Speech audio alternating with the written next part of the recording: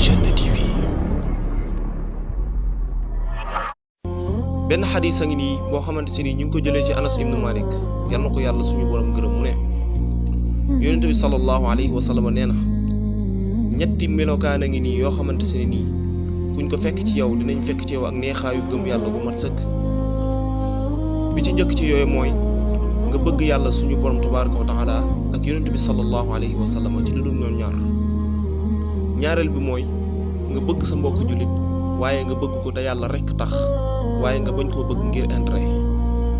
ñetteel bi mooy waaye tamit nga bañ di dellu ci ak yéeféer ginnaaw boo xamante ne nii nekk nga ab jullit na nga ko bañ comme ni nga bañee ñi sànni la ci biir sawara.